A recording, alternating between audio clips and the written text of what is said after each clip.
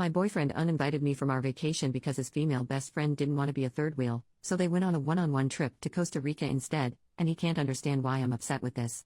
My 28F boyfriend, 29M, wanted to go on a vacation this summer to his mom's friend's house in Hawaii with me and his two best friends, 25M and 29F. We had been planning on this all spring, and at some point, 25M dropped out of the trip, leaving just the three of us. For context, my boyfriend and I have been going out for about 9 months now, and it's been serious. We had, and still have, been talking about moving in together, and he has said, and I agree, that this is a long-term situation, and that we are in it for good. In early June, once 25M unexpectedly dropped out of the trip, 29F called my boyfriend and told him that now that it was just the three of us, she didn't feel comfortable with me going on the trip, since she didn't know me that well, and she didn't want to be a third wheel the whole time. She said that if I were to go, she wouldn't go on the trip. Without ever telling me that this was happening, they changed the plans and made it a trip just the two of them, and they changed the location to a beach in Costa Rica. I was trying to figure out when to ask for time off this summer and hadn't heard news about the plans, so I asked my boyfriend which week in August I should be setting aside for the Hawaii trip.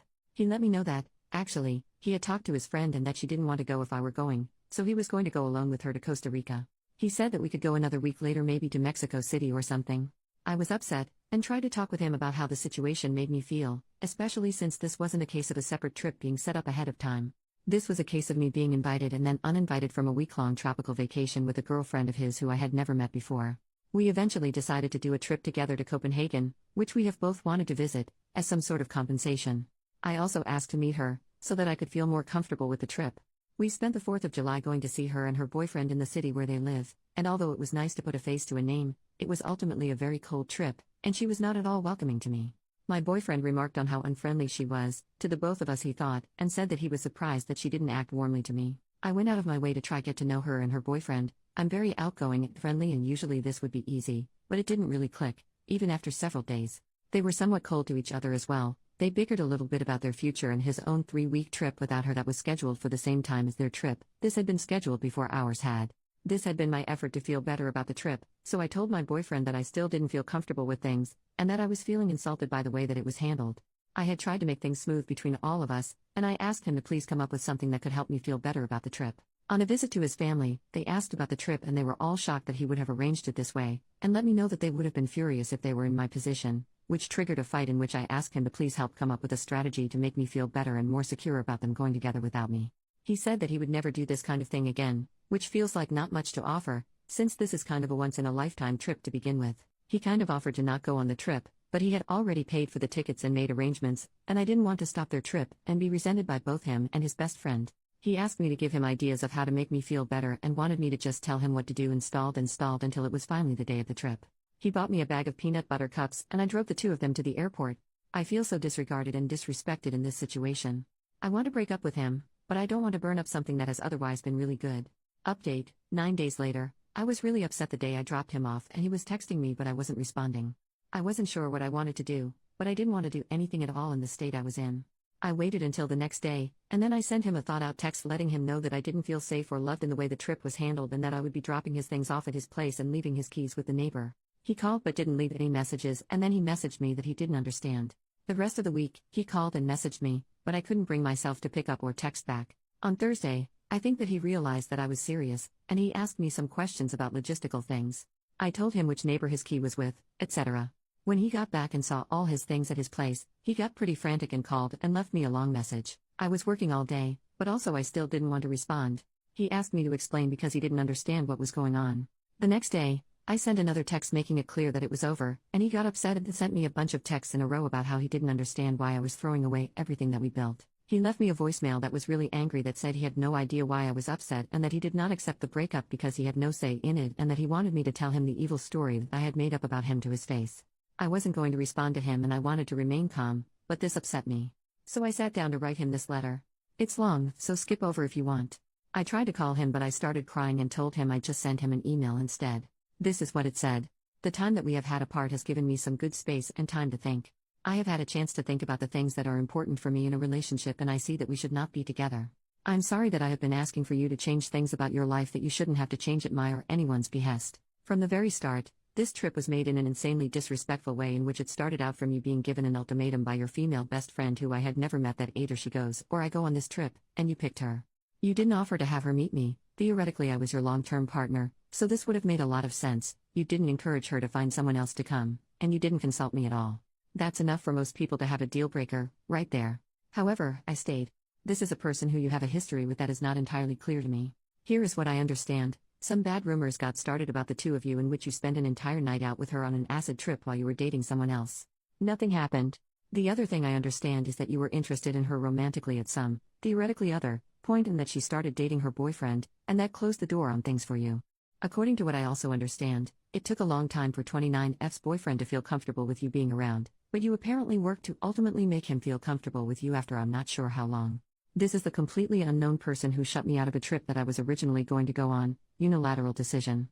You did not tell me this was happening until I asked when the trip to Hawaii would be. You purchased tickets in another very disrespectful situation in which I have cooked dinner and have guests present, and you choose to go into my room for well over an hour to select tickets with her, and in which I repeatedly ask you to please come to dinner because you say it will just be a few more minutes each time.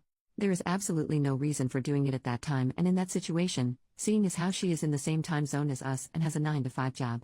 This makes me feel sick to my stomach. So, to make myself feel better about this whole arrangement, I tell you that I want to meet this person. On my request, we arrange a trip to go meet her and her boyfriend, a brief trip in which they are, and you explicitly agree, inexplicably cold.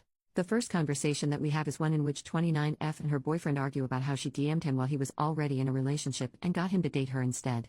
You tell me about conversations that 29F has had with you recently in which it seems implied that there is some real instability in their long-term relationship, stuff about kids and dogs. I have a discussion in which I let you know that I see that and that it worries me. Meanwhile, I am still wanting all of this to work out for you and for me and for her. I, at this point, am planning on being with you for the long term and see no benefit in telling you to not go on a trip with your best friend. I want it to work out. But each and every interaction surrounding this trip chips away at my ability to handle it, the conversations that seem to go nowhere, etc. Your dad, your mom, and your grandparents are all very surprised when we tell them about this trip. It is becoming very obvious that this is a dangerous trip to make with the fragility of our relationship. 29M, we had only been together for 9 months.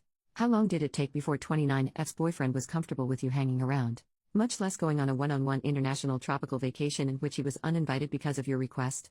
We go over it with friend at the rock climbing gym. We go over it in the car. We go over it while we're booking our Airbnb for Copenhagen. We go over it when I tell you that I still feel uncomfortable and I do not feel good about the trip. Talk about repeatedly saying something. Although I ask for you to help me, you actually ask me instead to come up with what would make me feel better. Surprisingly, I have no ideas either. Ultimately, it appears that the original plan to meet at my place and hang out and do a game night before you two go on the trip has been cancelled, and 29 will be staying at my place, but not hanging out with us at all beforehand. You attribute it to you not bringing it up with her early enough. This is apparently not something that was discussed even 2 nights before the trip. This upsets me. You do not know what to do. I don't blame you. At this point, it was well out of hand. I don't know what to do either. There is no good solution that I can think of besides waiting for the trip to be over. I tell you that either I have to get over it, or I have to break up with you, and that I don't want to break up with you. But my ability to get over it is rather worn down. She arrives at my place very late, and we wake up the next morning for me to take the two of you to the airport. After all of this lead up, I know that you can tell how unhappy I am. I fully absolutely know you can tell how unhappy I am. You leave, and when I don't respond to your text messages, you text me to tell me that you hope I'm okay and you're going to bed. No call. The rest of the week was rough. My text to you was met with, essentially, I'm sorry you feel this way. You tell me that I'm being unfair. There is no acknowledgement, and there still has been none, that this trip to a freaking honeymoon destination, as we have discussed before, could be a crazy and horrible thing to go through with, even with my quasi-blessing. This is not something that people in relationships have to deal with. This is not something that people in relationships do, besides 29F, I guess. In the end, all of this is to say that I have felt serious emotional needs go seriously unmet in a way that is a deal-breaker for me.